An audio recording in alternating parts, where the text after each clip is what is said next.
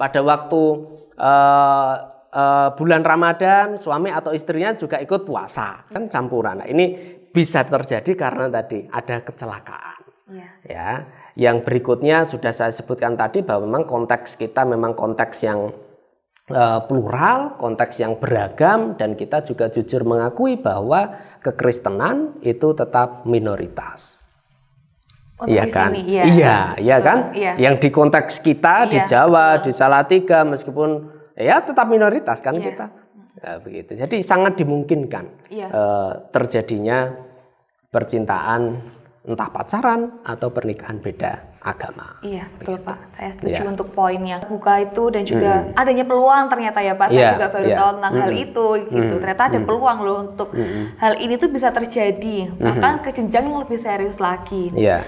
Wow, itu. Tapi kalau misalnya hal ini terjadi, sebenarnya bagaimana sih untuk menurut Bapak sendiri, bagaimana sih kita sebagai gereja cara mengatasi hal percintaan di perbedaan agama ini? Karena mungkin dari sudut pandang beberapa sobat muda ini, hal ini tuh menjadi masalah seperti itu Pak. Bagaimana kita mengatasi hal ini? Ya, masalah yang timbul karena pernikahan atau pacaran beda agama. Ya. Nah, ini kita juga harus jujur. Apakah memang yang menikah atau pacaran sesama agama itu tidak punya masalah?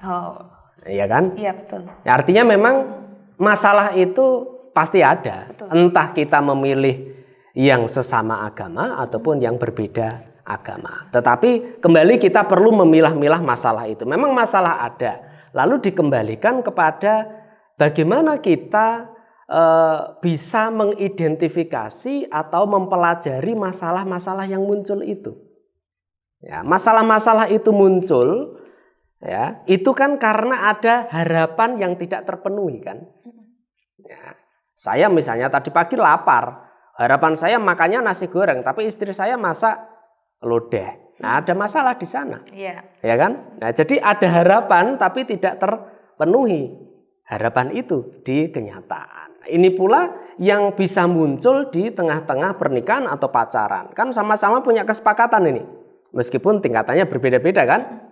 Nah, ini harapan-harapan ini bagaimana? Disepakati bersama kan? Nah, ini kalau tidak diwujudkan bersama kan ya nanti akan jadi masalah. Lalu untuk mengatasinya bagaimana? Yang pertama bisa kita bersama-sama secara dewasa, secara terbuka, kita mencegah masalah itu. Jadi sebelum terjadi kita antisipasi dulu. Makanya harus matang di dalam kesepakatan-kesepakatan. Kalau itu adalah pilihan yang dipilih ya.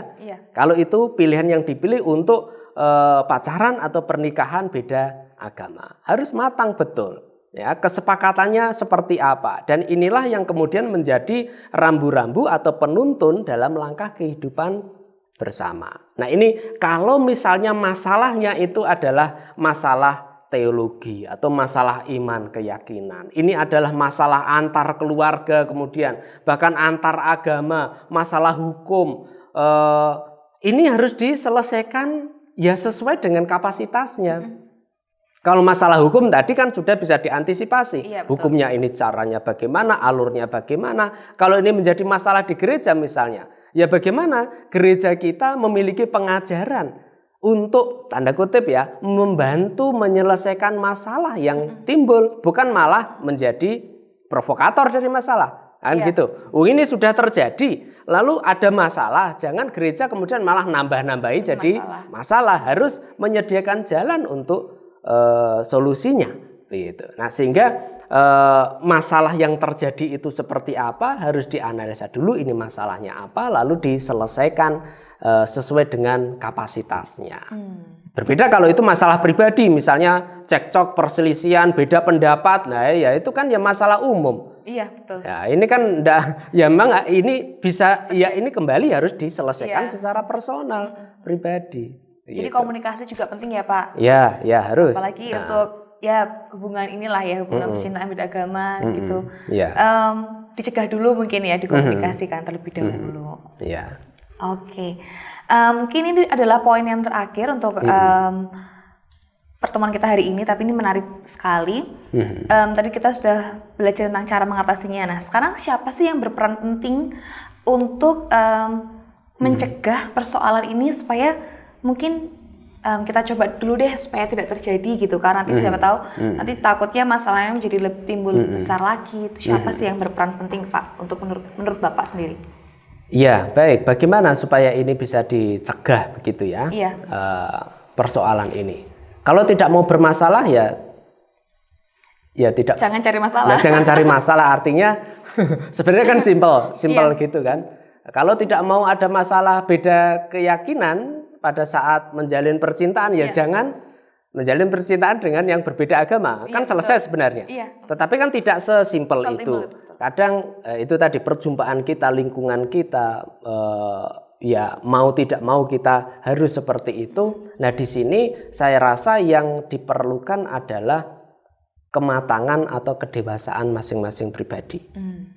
Bagaimana mau mengedukasi dirinya sendiri, ya, membuka dirinya sendiri terkait dengan pemahaman-pemahaman yang lebih matang sebelum menjalin pacaran misalnya, sebelum pernikahan. Harus dipertimbangkan baik-baik dulu. Harus coba diterawang dulu. Ini nanti kira-kira bagaimana, saya bagaimana, jangan kemudian kita dihanyutkan dalam cinta buta. Oh besok ya besok, yang penting sekarang. Apalagi kalau sudah masalah nafsu syahwat, yang penting sekarang ini. Oh nggak bisa seperti itu, pernikahan bukan hanya itu. Kan gitu. Jadi kembali kepada kedewasaan masing-masing pribadi, bagaimana mau terbuka untuk memahami dinamika di dalam pacaran ataupun pernikahan yang berbeda keyakinan. Kelebihannya, kekurangannya apa, tantangannya apa, ini bahayanya apa. Kita harus tahu sejak awal.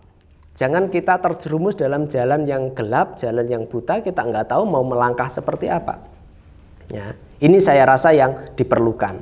Diri kita pribadi harus terbuka dan matang untuk menjalani hubungan atau percintaan beda agama itu. Yang berikutnya tentu saja adalah keluarga. Ya, keluarga berperan penting. Bagaimana mendidik anak-anak, bagaimana ikut memberikan penyadaran kepada keponakannya atau cucunya yang ya siapa tahu ini ujuk-ujuk atau tiba-tiba punya pacar yang beda keyakinan. Lalu kemudian tiba-tiba ini mau menikah berbeda keyakinan. Ini bagaimana? Keluarga harus siap untuk terbuka. Ya, keluarga harus mau untuk mendidik atau meneruskan pengajaran. Nah, ini kalau kita kembalikan dalam gereja GKJTU, keluarga-keluarga pun ya harus mau bersusah payah untuk memahami kembali ajaran yang pernah diterima oleh mereka, begitu. Dan yang terakhir tentu saja adalah gereja. Dalam hal ini saya menyebut tokoh-tokoh agama, termasuk pendeta. Ini ikut bertanggung jawab. Bagaimana bisa memberikan pencerahan, memberikan pemahaman, memberikan solusi apabila terjadi permasalahan karena beda keyakinan. Begitu. Pendeta sekali lagi jangan jadi sumber masalah atau malah jadi provokatornya. Membantu menyelesaikannya. Ya, itu topiknya sangat menarik sekali Pak. Mungkin waktu kita mungkin nggak cukup ya Pak untuk membahas tentang topik yang sangat menarik kita pada kesempatan kali ini.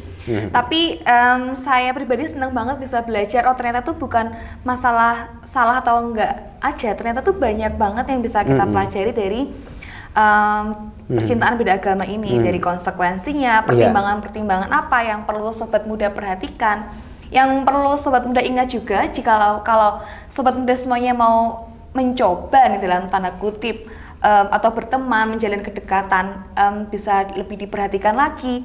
Itu bukan cuma kedekatan dengan yang berbeda ya Pak ya, yang sama aja itu pasti juga memiliki masalahnya sendiri-sendiri.